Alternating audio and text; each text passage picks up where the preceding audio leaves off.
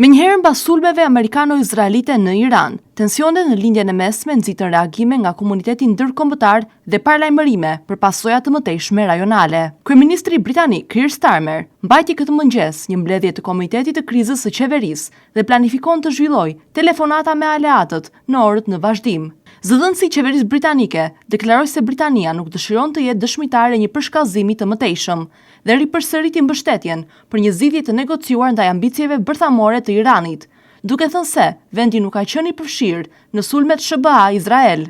Edhe presidenti francez Emmanuel Macron e cilësoi situatën si jashtëzakonisht të rrezikshme për të gjithë rajonin. Ai kërkoi që regjimi iranian të angazhohet në negociata të sinqerta për të ndaluar programet bërthamore dhe raketore, si dhe veprimet që destabilizojnë lindjen e mesme. Macron shtoi se populli iranian duhet të ketë mundësinë të ndërtojë lirshëm të ardhmen e tij, ndërsa masakrat e regjimit islamik e diskreditojnë atë dhe kërkojnë që populli t'i jepet zëri sa më shpejt. Edhe presidenti francez Emmanuel Macron e cilësoi situatën si jashtëzakonisht të rrezikshme për të gjithë rajonin. Ai kërkoi që regjimi iranian të angazhohet në negociata të sinqerta për të ndaluar programet bërthamore dhe raketore, si dhe veprimet që destabilizojnë lindjen e mesme. Macron shtoi se populli iranian duhet të ketë mundësinë të ndërtojë lirshëm të ardhmen e tij, ndërsa masakrat e regjimit islamik e diskreditojnë atë dhe kërkojnë që popullit t'i jepet zëri sa më shpejt. Nga ana tjetër, komisioneri i lartë i OKB-s për të drejtat e njerëzit, Volker Turk, dënoi sulmet e këtij mëngjesi, duke i cilësuar ato si shkak i vdekjeve, shkatërimit dhe mjerimit njerëzor.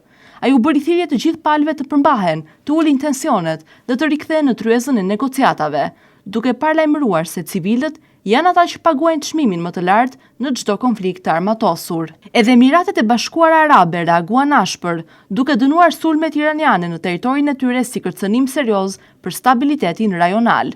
Ministria e Jashtme e Emirateve të Bashkuara Arabe paralajmëroi për pasoja nëse veprime të tilla vijojnë, duke vënë në dukje të drejtën e vendit për të mbrojtur vetveten dhe garantuar sigurinë e popullit të tij, ndërkohë që vazhdon të promovojë diplomacinë për të ulur tensionet. Të dy liderët evropian dhe institucioni i OKB-s vunë në dukje rëndësinë e diplomacisë dhe qetësisë dhe paralajmëruan se nëse do të ketë përshkallëzime të mëtejshme, do të ketë pasoja serioze për sigurinë dhe stabilitetin në lindjen e mesme.